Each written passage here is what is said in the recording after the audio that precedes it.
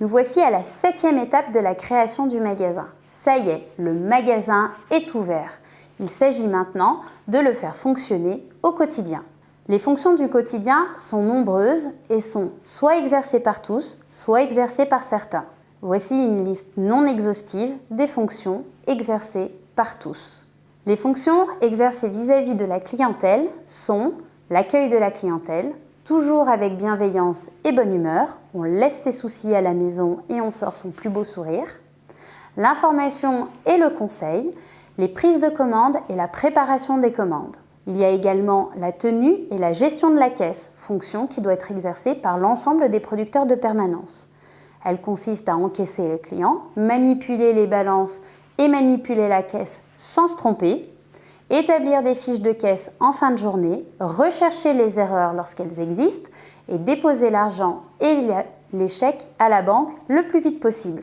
Tous les permanents sont également responsables de la tenue des locaux. Ils doivent respecter les procédures et les règles d'hygiène, s'assurer que la présentation des produits à la vente est bonne, recharger régulièrement les rayons, ce ne sont pas les produits qui sont en chambre froide qui vont se vendre, et gérer les stocks de vente. Ils doivent également assurer une fonction de relation vis-à-vis de l'extérieur en accueillant les personnes en cas de contrôle de la MSA ou de la DDPP. Ils doivent être capables de pouvoir répondre à toutes les questions posées. Les fonctions exercées par certains sont la gestion des salariés.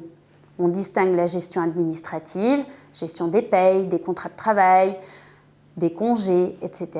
La gestion des plannings des salariés et le management salarial. Certains exercent aussi la fonction d'organiser les plannings des permanences.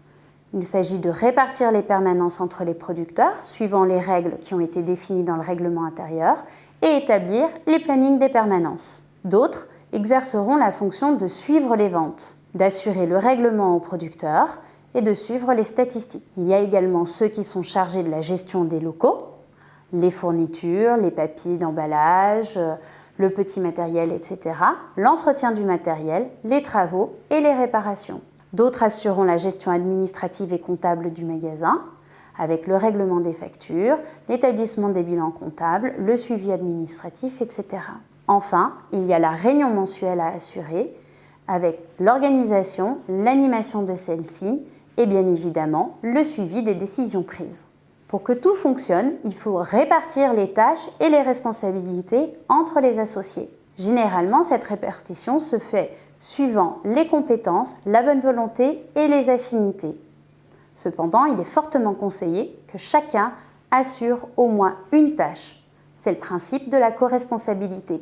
L'organisation du fonctionnement se fait avec des commissions de travail et des responsabilités réparties entre plusieurs associés. Le cas de la gérance, par exemple. Pour que la mayonnaise prenne, il est nécessaire d'avoir à la fois une bonne coordination et une bonne circulation de l'information.